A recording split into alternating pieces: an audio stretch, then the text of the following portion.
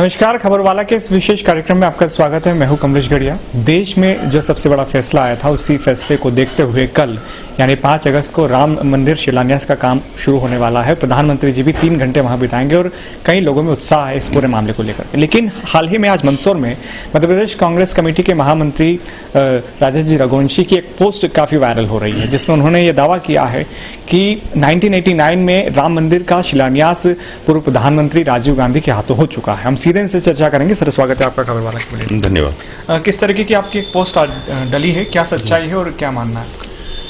सच्चाई तो इतिहास का अंग है और ये वाली बात सर्वविदित है कि 1989 में राजीव गांधी जी द्वारा शिलान्यास किया जा चुका है और उसी संदर्भ में जो ये आगे की जितनी भी प्रक्रियाएं हैं वो सब न्यायालयीन प्रक्रिया रही। बीच में कुछ इस तरह की चीजें हुई कि बाबरी मस्जिद का विध्वंस हुआ और ये सब, तो इसको तो गैरकानूनी सुप्रीम कोर्ट ने भी माना है। तो आज जो मेरा लिखने का उद्देश्य था वो ये था कि मूल रूप से सुप्रीम कोर्ट के आदेश के बाद राम मंदिर का निर्माण होना ये कांग्रेस के विचारों के अनुरूप ही है और ये कोई भाजपा का एजेंडा पूरा नहीं हो रहा है या आरएसएस या हिंदूवादी संगठनों का एजेंडा पूरा नहीं हो रहा है। बेसिकली ये कांग्रेस की जो मूल विचारधारा है देश के और राष्ट्र के संदर्भ में और विवादों के निपटारे के संदर्भ में, उसी के अनुरूप ये सारी चीजें हुई हैं।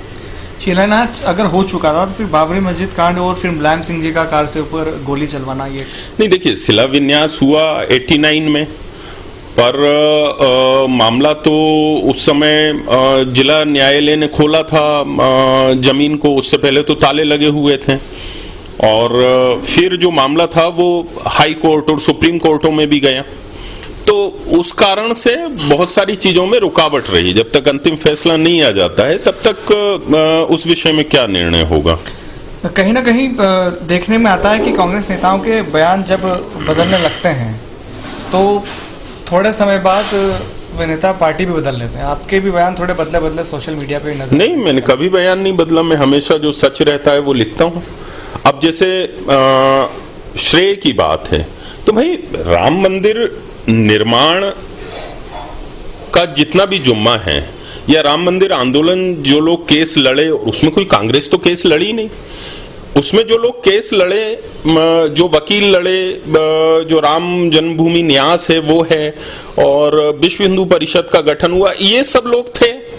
अब ये सब लोग राम मंदिर की तरफ से पक्षकार थे और दूसरा पक्ष सिया बोर्ड और अपना बाबरी मस्जिद एक्शन कमेटी और इससे संबंधित लोग थे, सुन्नी वक्फ बोर्ड और इन सब के संबंधित लोग थे। कोई कांग्रेस तो थी नहीं। तो अगर कहीं हम श्रेय लेते हैं तो हम किस बात का श्रेय लेते हैं? हम ये तो नहीं कह सकते कि हमने राम मंदिर हम बनवा रहे हैं, क्योंकि हम तो केस नहीं लड़े। कांग्रेस तो पक्षकार नहीं है राम मंदिर के लिए।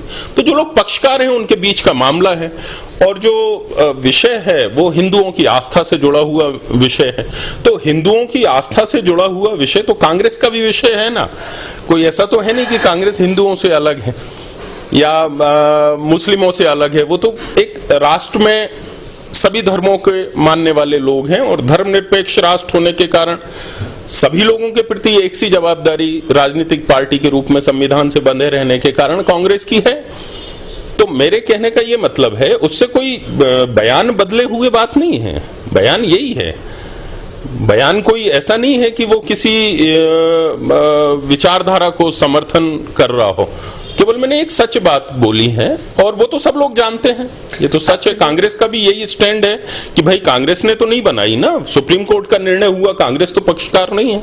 आपकी पोस्ट से क्या ये माना जाए कि कांग्रेस नेताओं की गलत बयानबाजी कभी रही है कहीं ना कहीं राम मंदिर के बाद, और इसी वजह से ये जो फायदा था ये बीजेपी को हुआ, ना कि कांग्रेस को? देखिए, बयानबाजी अगर रही भी है तो कुछ नेताओं की रही है, कुछ बड़े नेताओं की रही है, वो इक्का दुक्का है।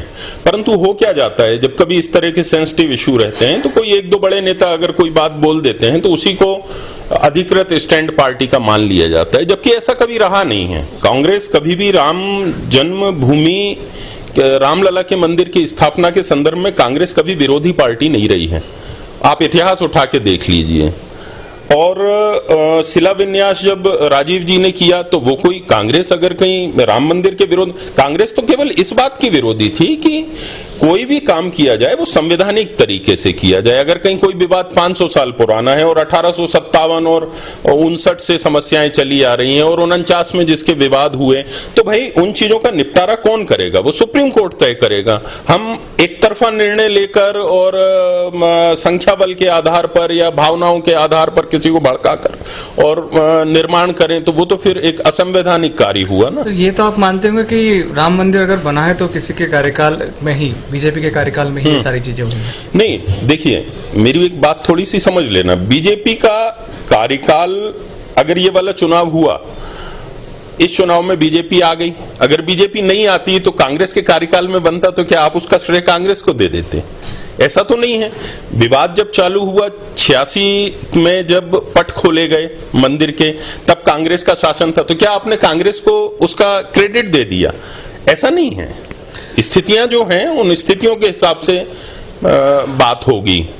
राम मंदिर निर्माण की शिलान्यास कल है और पहली बार ऐसा देखने को मिला है कि कांग्रेस के हाईकमान से, मध्य प्रदेश के हाईकमान से कहा गया है जिला स्तर पर कार्यकर्ताओं और नेताओं को कि आप मंदिरों में जाकर हनुमान चालीसा का पाठ करें, घर में पूजा करें, राम उत्सव मनाएं। तो ये क्या उपचुनाव को लेकर स्टंट है?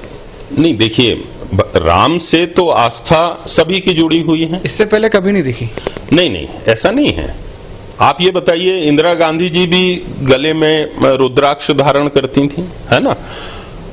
कभी जितने भी लीडर्स हैं, स्वतंत्रता से पहले तो मुस्लिम लीग को मुस्लिमों का प्रतिनिधि माना जाता था, तो कांग्रेस को तो हिंदुओं का प्रतिनिधि माना जाता था। तो वहां पर तो कोई आरएसएस या दूसरे हिंदूवादी संगठन या अखिल भारतीय हिंदू महासभा इस तरह की चीजें थी, परंतु वो कभी हिंदुओं की प्रतिनिधि नहीं थी।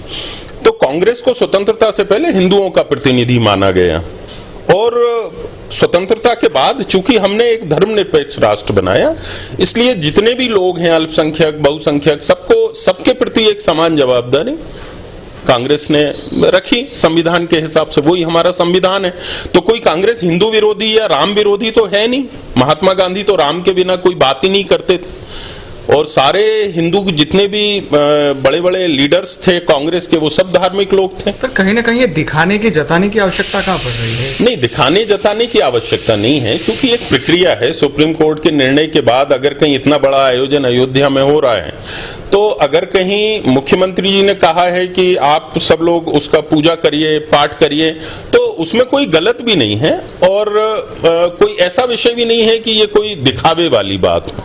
पूजा तो सभी करते हैं, मैं तो रोज ही पूजा करता हूं। अब मैं उस दिन और कर लूंगा तो उससे क्या फर्क पड़ जाएगा? एक आपकी हिंदुत्व वाली छवि है काफी लंबे समय से। नगर पालिका का टिकट आपका फाइनल था, एक दिन पहले कैंसिल हुआ, क्योंकि कहीं ना कहीं शायद ये कांग्रेस को लगता होगा कि एक हिंदुत्ववादी छवि के नेता जो कांग्रेस में है, अगर उनको टिकट दे दिया तो कहीं ना कहीं उनका एक जो खास बहुत बड़ा वोट बैंक है वो नाराज ना हो जाए। देखिए, मेरी छवि हिंदुत्ववादी की कभी नहीं रही है ना, क्योंकि मैंने 91 से राजनीति चालू की और मैं हमेशा कांग्रेस के पदों पे रहा और कांग्रेस में ही मैंने हमेशा काम किया है। हिंदूवादी छवि लोगों ने उस समय, कुछ व्यक्ति विशेषों ने और कुछ लोगों ने मिलकर मेरा टिकट कटवाने के लिए मेरी छवि को ऐसा बताने की कोशिश की कि यह हिंदूवादी। अब मैं अगर कहीं कुछ रचनाएं लिखता हूं, मैं ईश्वर के प्रति अगर आराधना करता हूं, पूजा पाठ करता हूं, या फिर मैं कुछ ऐसा लिखता हूं जो धार्मिक संदर्भों में है, तो उससे मैं कोई कम्युनल नहीं हो जाता। एक हिंदू धर्म के प्रति आस्था रखना कभी भी कम्युनल होना नहीं है। तो मेरी आस्था तो दृढ़ है। अब उसको इस रूप में उस समय कुछ राजनीतिक लाभ लेने के लिए कुछ लोगों ने बताया, कुछ मुस्लिम लीडर्स भी उसमें शामिल हो गए, उनको हथियार बनाकर, और फिर ये सब चीजें खेली गई। परंतु मैं समझता हूं कि वो एक क्षणिक चीज थी।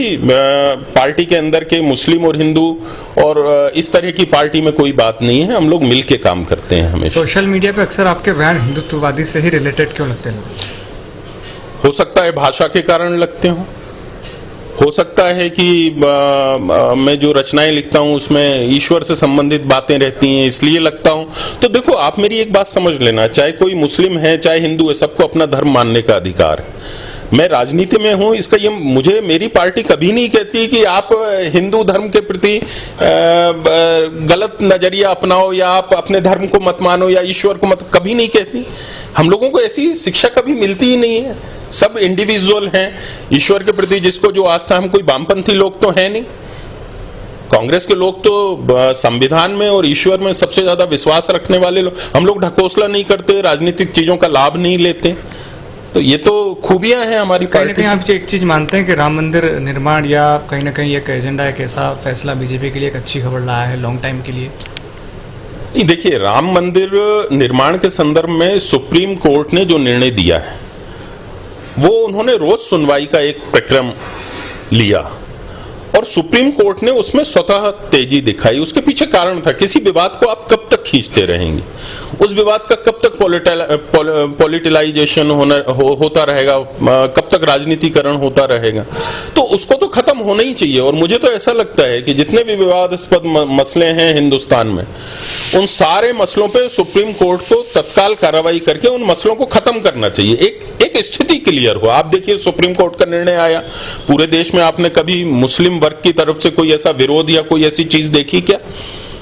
आप संविधान के हिसाब से काम करेंगे, देश का हर नागरिक आपके साथ है। आज कांग्रेस भी कह रही है भगवान राम की पूजा आराधना करिए, कोई मुस्लिम भी विरोध नहीं। मुस्लिमों को क्या विरोध?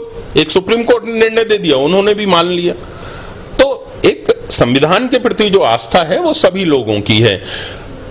भाजपा को लाभ और नफे नुकसान की जहां तक बात है, तो देखिए ये वाली बात तो क्लियर है कि उन लोगों ने अपना पूरा आधार राम मंदिर आंदोलन को लेकर बनाया। 2 सांसदों से 81 पे आए, 181 पे आए और बहुत लंबे समय तक उनके ये एजेंडे में रहा। धारा 370 उनके एजेंडे, वो उनके एजेंडे पे काम कर रहे हैं। उनकी सरकारें हैं तो वो उनके एजेंडों पे काम करेंगी। अगर कहीं उन एजेंडों से उनको फायदा मिल रहा है तो वो फायदा मिलेगा, वो हमारे कहने से तो रुकेगा नहीं। हमारी सरकार आएगी तो हम अपने एजेंडे पे काम करेंगे, उसका जो हमें फायदा या नुकसान मिलेगा वो हमारा रहेगा, वो किसी के कहने से नहीं रुक सकता। तो किस तरीके से आप कल राम मंदिर शिलान्यास होने वाला है, जनता से अपील और आप क्या एक चाहते हैं? देखिए, शिलान्यास तो हो चुका 89 में, तो शिलान्यास जैसी तो कोई बात नहीं है। वो हमारे भारत के प्रधानमंत्री, पूर्व प्रधानमंत्री स्वर्गीय राजीव गांधी जी के हाथों हो चुका है शिलान्यास। तो हम तो मानते हैं कि उसी शिलान्यास पे आज की स्थिति में मंदिर निर्माण की प्रक्रिया सुप्रीम कोर्ट के आदेश के बाद हुई है।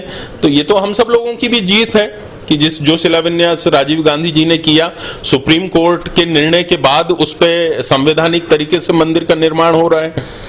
और मंदिर निर्माण की एजेंसी अगर केंद्र सरकार को चूंकि कुछ चीजें दी जाती हैं, अधिकार दिए जाते हैं धार्मिक संस्थानों के संबंध में, और वहां पर राम जन्मभूमि न्यास को जमीन दी जाती है, तो वो तो फिर सबके लिए है। उसमें क्या कांग्रेस, क्या भाजपा, वो तो सबका एक आंदोलन है। तो ये थे राजेश रघुवंशी, जिनका कहना है और मानना ही है कि 1989 में शिलान्यास हो चुका था। अभी तो सुप्रीम कोर्ट के आदेश के बाद संवैधानिक रूप से डबल से शिलान्यास हो रहा है। इसी तरह की खास खबर देखने के लिए लगातार खबरवाला चैनल को सब्सक्राइब करें। धन्यवाद।